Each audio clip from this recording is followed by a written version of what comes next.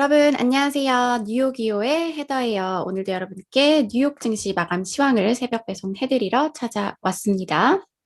네, 여러분, 요즘 증시 분위기가 계속 좋지가 않네요. 오늘도 계속되는 기술주 약세, 그리고 여기에다가 이날에는 비트코인이 급락하면서 금융시장이 위험 회피 분위기를 나타내고 있습니다. 그나마 그래도 이제 좀 낙폭이 좀 줄어들면서 마감을 하는 모습을 보였지만 3대 지수 모두 하락했고요. 다우지수 0.56% 내렸고 S&P 500 지수 0.36% 내렸고 나스닥 지수도 0.11% 내렸습니다. 특히 이날에는 이제 비트코인의 급락, 무려 장중에는 비트코인이 3만 달러 아래로 떨어지기도 하면서 전반적인 이런 위험자산 기피 심리가 커지고 있다 이런 평가가 나오고 있는데요. 그러면 비트코인이 이날 왜 급락한 건지 CNBC 분석 기사 통해서 함께 살펴보실게요. 네, 제목부터 보시면 The Crypto Collapse. 이제 가상화폐가 붕괴했다. Here's what's behind Bitcoin's sudden drop. 비트코인의 갑작스런 하락의 배경이라는 제목이고요.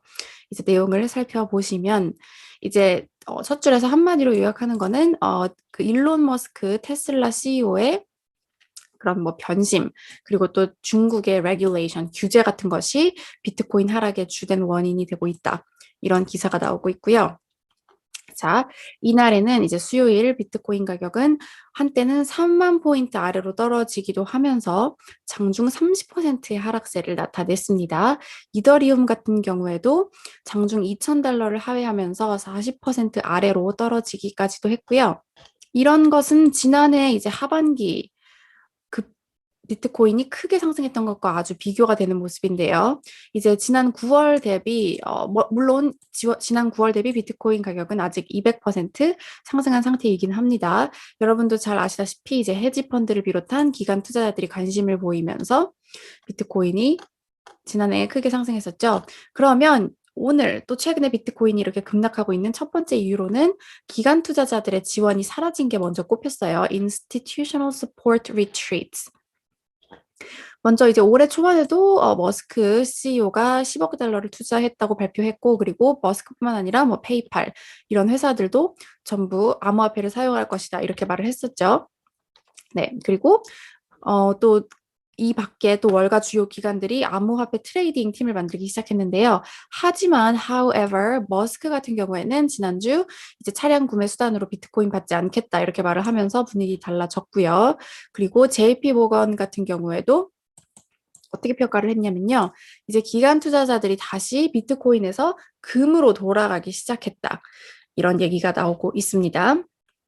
자, 이제 두 번째 이유로는 a risk of trade. 이제 risk of라고 하면은 위험 회피라는 건데 위험 회피 심리 때문이라는 분석도 나오고 있습니다.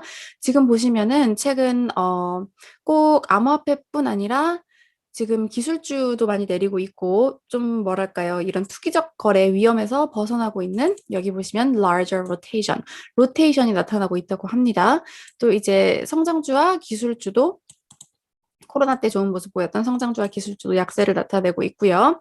그리고 이제 캐시우드 유명한 이 펀드 투자자의 캐시우드의 아크 이노베이션 ETF 같은 경우에도 2월 고점 대비 30% 하락한 상태죠. 또 참 마음 아픈 소식이지만 나스닥 지수도 4월 26일 이후 6.9% 내렸고요. 러셀 2000 같은 경우에도 5.6%나 하락한 상태입니다. 네, 여기에 또 이제 한 가지 이유로 꼽히는 게 미국의 이제 세금 신고 기한이 원래 3월인데 연장이 됐잖아요. 그래서 이제 세금 신고 기한이 겹쳐가지고 이런 매도 압력이 강해진 것 같다. 이런 평가도 나오고 있습니다. 세 번째는 계속해서 나오는 regulatory concern. 규제 우려가 나오고 있죠. 자, 이제 번스타인의 하시타 라와트가 보고서에서 뭐라고 말을 했냐면요. 가상화폐에 대한 정부의 단속이 또 한 번의 가상화폐 혹한기를 촉발해 거래 축소를 유발할 수 있다. 이렇게 말했고요. 또 중국 관련해서 안 좋은 소식도 나왔는데요. 중국 같은 경우에는 이제 자체 국영 가상화폐를 개발하고 있는데 전날 금융권에 가상화폐 거래 관련 서비스를 제공하지 말 것을 요구하는 이런 공고문을 냈다고 합니다. 미국에서도 보시면 게리 겐슬러 증권거래위원회 위원장이 이제 이달 초 미 하원에서 비트코인에서 투자자들이 뭐 제대로 보호를 받지 못하고 있다. 그러면서 규제에 대한 우려감이 커지고 있습니다. 네, 비트코인 소식 여기까지 전해드렸고, 이날 또 이제 큰 소식이 있었던 게 바로 연준의 4월 FOMC 의사록이 공개가 됐는데요. 여기서 이제 연준이 만약에 빠른 경제 회복이 계속되면 뭐 완화 기조를 재검토한다. 또 이런 의견을 냈다고 해요.